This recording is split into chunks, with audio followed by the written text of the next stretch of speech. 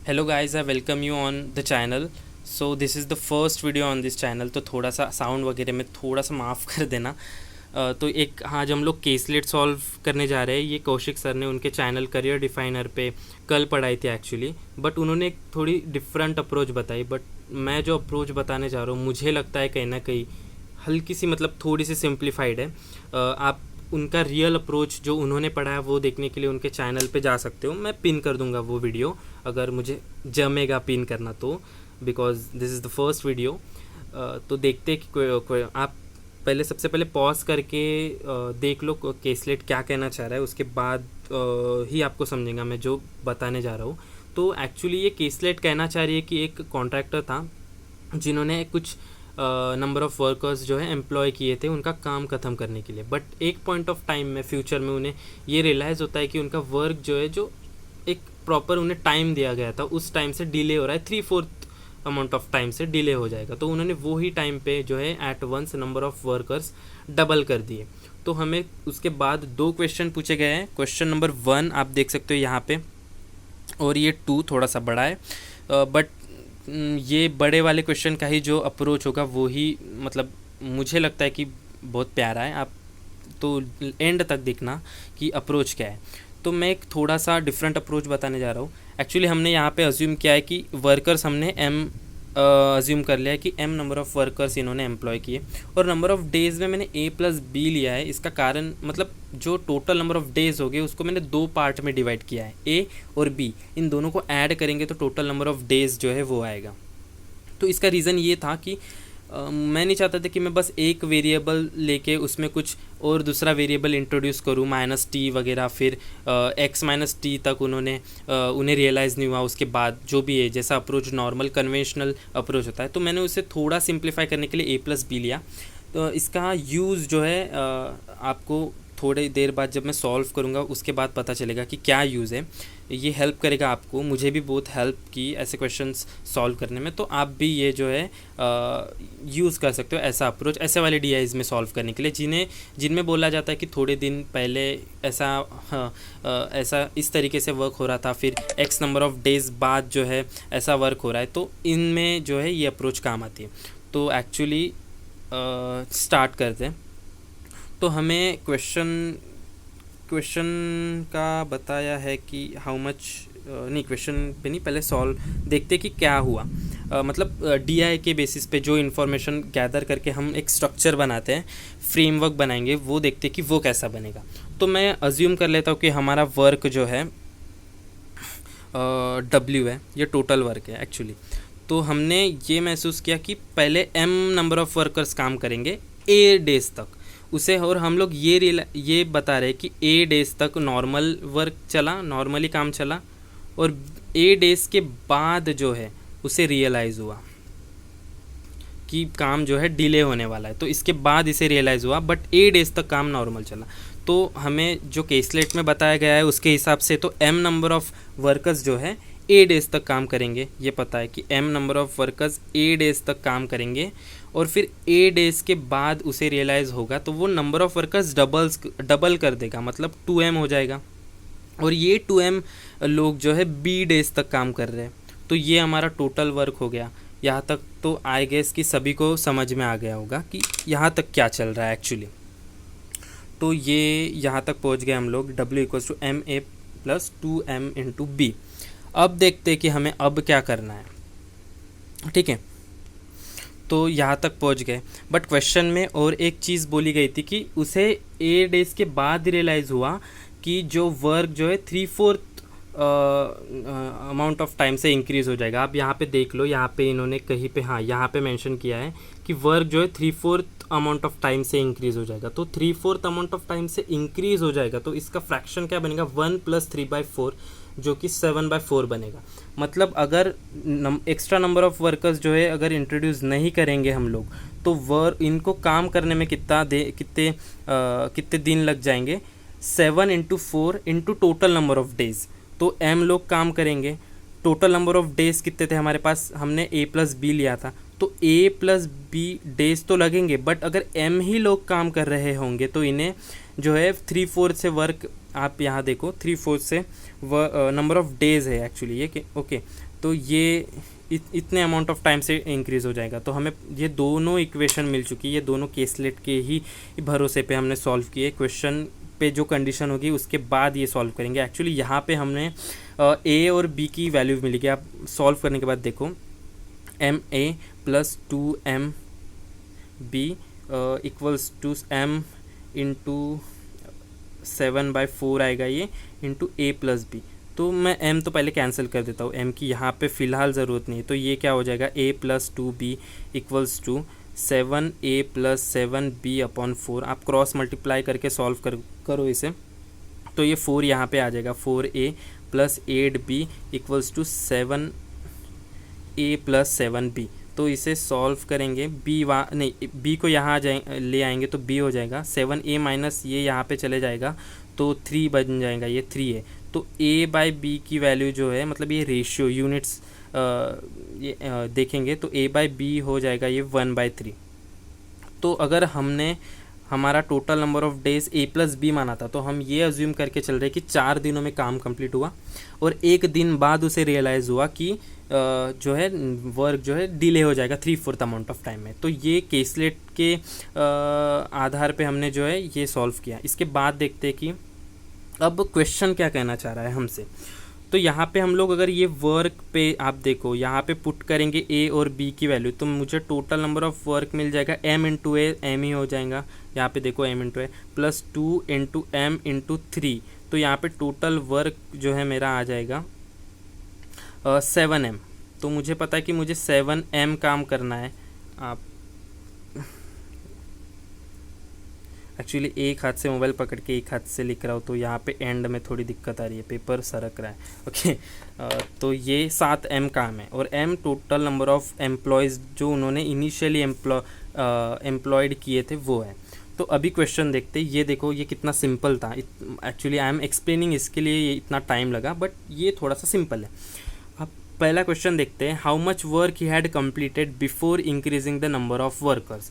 So before increasing the number of workers मतलब उसे ए दिन बाद रियलाइज़ हुआ। तो ए दिन तो उसने नॉर्मली काम किया, मतलब ए की वैल्यू 1 है, तो उसने एक दिन में कितना काम किया, जब m नंबर ऑफ़ वर्कर्स काम कर रहे थे। तो बाद में जो है इन्होंने W1 लेते हैं, तो इन्होंने m वर्कर काम कर रहे थे एक दिन तक इंटू a, तो इन्होंने m काम पूरा किया। तो ये कितना अमाउंट है टोटल का।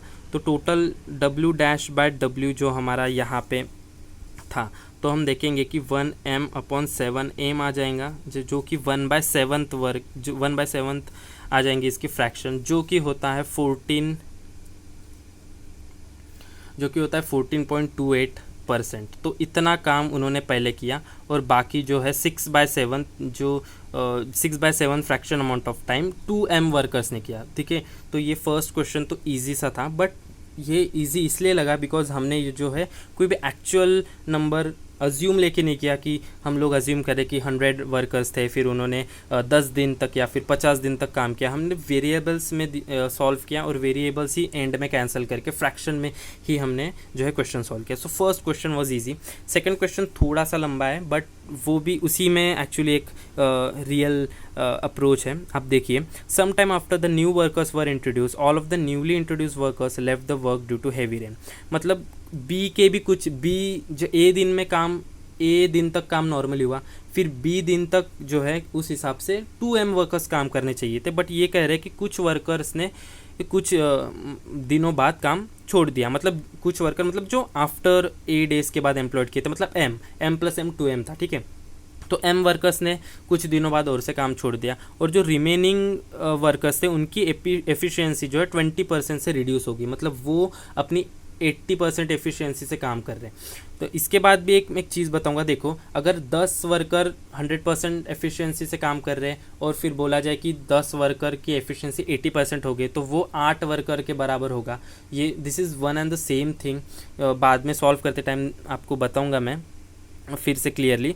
तो due to which the work, ये कह रहा है अभी कि due to which the work finally got completed by the delay of 60% of the schedule time, then how much work still remained incomplete by the end of schedule time. तो ये बोल रहे कि by the end of schedule time मतलब 4 दिन के बाद भी एक्चुअली जो वर्क 4 दिन में टोटल डेज तो जो थे वो 4 थे, ए प्लस बी, ए प्लस, आप देखो टोटल वर्क यहाँ पे ए प्लस डी, यहाँ पे 4 डेज था, बट ये लोग कह रहे कि 60% से इंक्रीज़ हो गया, तो इसका 60% हो जाएगा 2.4, यहाँ से इंक्रीज़ होके ये हो जाएगा 6.4। मतलब जो काम था 4 दिन में कंप्लीट होने वाला, वो जहाँ पे देखो आप, जो काम था 4 दिन में कंप्लीट होने वाला, वो 60% से इंक्रीज़ होके 6.4% हो चुका है इसका, मतलब 1.6 कर दो इसका डायरेक्टली, तो 6.4 में कंप्लीट होगा अभी, बिकॉज बारिश के वजह से एम वर्कर्स जो एम्प्लॉयड किए थे वो छोड़ के गए, और जो एम रिमेनिंग थे उन्होंने भी अपनी एफिशिएंसी 0.8 कर ली, जो 1 मतलब 100% थी तो 80% होगी। तो आप देखो मैंने जैसे इनिशियली इसको स्प्लिट किया था नंबर ऑफ़ डेज़ को a प्लस बी, तो अब हम लोग b को भी वैसे ही उसी हिसाब से स्प्लिट करेंगे। हमें नहीं पता कि b के कितने दिन, b में जो थे ना 3 दिन, तो कितने दिन बाद बारिश आई, तो हमने अभी टोटल नंबर ऑफ़ डेज़ जो थे, days total number of days actually यहाँ पे a प्लस बी था, तो मैंने a प्लस बी को भी स्प्लिट किया, मैंने b को भी, मैं इसको अल्फ़ा प्लस थीटा लिख रहा हूँ, तो टोटल नंबर ऑफ़ डेज़ हो जाएंगे a plus alpha plus theta. Actually यहाँ पे एक बहुत सही अप्रोच मैं आपको बताऊँगा, आप देखना और कमेंट करके बताना कि कैसे अप्रोच है। अब मैंने अज्यूम किया कि a मतलब a की वैल्यू 1 है, एक दिन तक बारिश नहीं है, एक दिन तक काम नॉर्मली चला, फिर मैं ये अज्यूम करो कि अल्फ़ा डेज़ तक 2m लोगों ने काम किया, और फिर अल्फ़ा डेज़ के बाद अल्फ़ा डेज़ के बाद बारिश आ गई, और थीटा डेज़ तक m नंबर ऑफ़ वर्कर अपनी 80% एफिशिएंसी से काम कर रहे होंगे। यहाँ तक समझ में आ गया आपको? ठीक है, तो हमें पता है a की वैल्यू है 1। अभी आप लोग यहाँ पे गलती मत करना कि वीडियो अगर हाफ देखी होगी तो यहाँ हाफ मत देखना, एक्चुअली पूरी देखना, और यहाँ पे गलती कर दोगे आपकी अल्फ़ा प्लस थीटा की वैल्यू, आपको पता है कि टोटल नंबर ऑफ डेज तो 4 थे, फिर अल्फ़ा प्लस बीटा की वैल्यू तो 3 आएगी। नहीं, वो बीटा की वैल्यू पहले, बारिश की कंडीशन नहीं थी, मतलब जो सेकंड क्वेश्चन था उसके पहले बारिश नहीं आई थी, सेकंड क्वेश्चन सॉल्व कर रहे तो बारिश आ गई अभी देखो आप, तो इसके बाद जो है ये होगा, बारिश आ जाएगी, तो ये आप 3 मत एज्यूम करना, इसकी वैल्यू 3 नहीं है, एक्चुअली इसकी वैल्यू आ जाएंगी, अभी टोटल नंबर ऑफ डेज हमारे 6.4 चल रहे हैं इस कंडीशन के हिसाब से, तो इसकी वैल्यू आ जाएंगी 5.4। 5.4 क्यों? क्योंकि टोटल नंबर ऑफ डेज है 6.4, 6.4 में से हमने a की वैल्यू घटा दी जो कि 1 थी, 1 डे, तो 1 घटाने के बाद 5.4, तो अल्फ़ा प्लस बीटा इज़ 5.4। ये बात समझ में आ गई। अब हमें पता है कि टोटल हमारे पास वर्क जो था 7m था, हमने सॉल्व किया था पहले, टोटल वर्क था हमारा 7m, और अभी जो इस हिसाब से काम कर रहे हैं इस हिसाब से देखेंगे। अभी 8 डेज तक तो हमारे m वर्कर्स ने काम किया, because work equals to man, number of man into number of days. अभी हमने थीटा डेज तक देखा, अल्फ़ा डेज तक देखा कि 2m लोग बेचारे काम कर रहे हैं, बट m लोग जो है उसके बाद, और फिर अल्फ़ा डेज के बाद जो है बारिश आ गई, और फिर m लोग बेरोज़गार हो गए या फिर वो खुद से छोड़ के चले गए। उन्होंने कहा कि हमें बारिश में काम करना पसंद नहीं, हम तो घर जाके बढ़िया पकौड़े खाएंगे। तो वो दो m आदमियों ने अल्फ़ा डेज तक काम करने के बाद वो बारिश के मज़े लेने चले गए। अभी थीटा डेज जो है, थीटा डेज में m लोगों ने काम किया, बट m लोगों ने उनकी 80% एफिशिएंसी से काम किया, so you have to multiply number of man by 0.8 because their efficiency got reduced by 20%, जो कि ये बताता है कि उनकी एफिशिएंसी उनकी 80% रियल एफिशिएंसी हो गई है, उनके रियल वाली एफिशिएंसी से, तो 0.8 इंटू m हो जाएगा ये एक्चुअली। तो मैंने ये बोला था आपको कि 10 वर्कर्स है अपने 100% एफिशिएंसी से काम कर रहे तो 10 होगा, बट अगर वही वर्कर अगर अपनी 80% एफिशिएंसी से काम कर रहे तो वो लोग इंटू 0.8 हो जाएगा, मतलब 10 इंटू 0.8 8, मतलब वो लोग 8 लोगों के बराबर काम कर रहे होंगे जो अपनी 100% एफिशिएंसी से काम कर रहे, तो ये बात यहाँ पे काम आएगी। सॉरी, मैं थोड़ा माफ़ी चाहूँगा बिकॉज वीडियो थोड़ी सी लंबी हो रही है, ये थोड़ा सा ज़्यादा ही, मतलब एक्चुअली मैं थोड़ा सिंप्लीफाई करके एक्सप्लेन करना चाहता हूँ, बट मुझे माफ़ करना, यहाँ पे लाइट लगा देता हूँ 1 सेकंड। तो ऐसे इस हिसाब से चलेगा, इस हिसाब से चलेगा। तो यहाँ पे आप देखो ये हो गया। अभी हमें इसे सॉल्व करना है और हमें देखना है कि वैल्यू क्या बनती है। a की वैल्यू पुट कर देंगे 1, तो यहाँ पे 7m इक्वल्स टू यहाँ पे m आ जाएगा, और 2m अल्फ़ा प्लस 0.8 m आ जाएगा, तो यहाँ पे m चले जाने के बाद यहाँ पे हो जाएगा 6m equals to 2m alpha plus 0.8 m theta, यहाँ पे थीटा की मल्टीप्लाई करना भूल गया मैं, थीटा, यहाँ पे m थीटा, तो m से m कैंसिल करते, रुको मैं पेज ज़रा सा पलट देता हूँ, यहाँ पे करते, यहाँ पे एक पज़ल सॉल्व की थी मैंने आज, तो यहाँ पे वैल्यू क्या आ गई 6m, मैं यहाँ पे फिर से लिख देता हूँ दोबारा से। सो यहाँ पे वैल्यू आ गई, अब देखो 6m इक्वल्स टू 2m नहीं sorry 6m equals to 2m alpha plus 0.8m theta. तो हम लोग m की वैल्यू कैंसिल कर देंगे यहाँ पे, ठीक है, ये m की वैल्यू आ गई। अब हमें एक इक्वेशन मिलेगी यहाँ से, आप देखो एक इक्वेशन मिलेगी, उस हिसाब से हम लोग दोनों इक्वेशन को सॉल्व करके दो वेरिएबल्स की वैल्यू निकाल लेंगे। तो यहाँ पे आ जाएगा 2 alpha plus 0.8 theta equals to 6। 2 से डिवाइड करेंगे ओवरऑल इक्वेशन को, alpha plus 0.8 theta equals to 3। अब मैंने आपको पीछे बताया था यहाँ पे कि अल्फ़ा प्लस थीटा की वैल्यू 5.4 है। अब ये कैसे आई, because total number of days तो हमारे 4 थे ना पहले, a प्लस बी, बट हमें ये बोला गया कि इन ये कंडीशन में जब बारिश आ गई तो टोटल नंबर ऑफ डेज जो है डिले हो गया था उनका टाइम, तो 0.60% से डिले हो गया है। तो टोटल इनके नंबर ऑफ डेज क्या होंगे 100% प्लस 60%, मतलब 1.6 से मल्टीप्लाई करेंगे तो 6.4 आ जाएगा ऑब्वियसली। तो हमें यहाँ पे ये अज्यूम नहीं करना है कि a plus B equals to 3, तो a plus B equals to 4, तो अल्फ़ा प्लस थीटा आप लोग 3 कर दोगे, तो यहाँ पे ये फिर आप बोलोगे कि यहाँ पे अल्फ़ा प्लस थीटा भी 3 आ चुका है और अल्फ़ा प्लस 0.8 थीटा भी 3 आ चुका है, मतलब ये कम है ना यहाँ पे थीटा, ये कैसे 3 आएगा, ये सही है। यहाँ पे इन्होंने एक ट्विस्ट दिया था, उसे कंसिडर करके चलना है। तो टोटल नंबर ऑफ डे 6.4 था, तो a की वैल्यू 1 है, तो यहाँ से माइनस करेंगे तो यहाँ पे हमारा 5.4 आएगा। तो हमें पता है कि अल्फ़ा प्लस थीटा 5.4 है, ये इक्वेशन 2 देता हूँ मैं, यहाँ पे दोबारा से लिख देता हूँ इक्वेशन 1, अल्फ़ा प्लस थीटा जो है 5.4 है। तो यहाँ से मल्टीप्लाई सब्ट्रैक्ट करेंगे ये इक्वेशन से, तो आप देखो सब्ट्रैक्ट करने के बाद ये अल्फ़ा कट जाएगा, यहाँ पे ये अल्फ़ा कट जाएगा और 0.2 थीटा हो जाएगा, 0.2 थीटा इक्वल्स टू 2.4 2.4 ही आ जाएगा, हाँ। तो यहाँ पे ये वैल्यू आ गई और थीटा की वैल्यू हमें पता है कि 12 आ गई है, यहाँ पे आप देख लो थीटा की वैल्यू इज़ 12।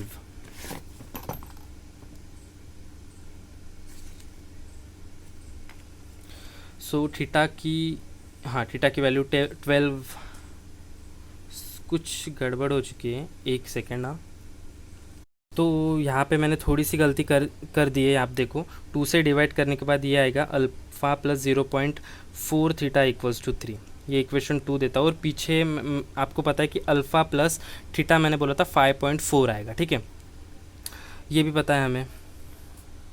इसके बाद जो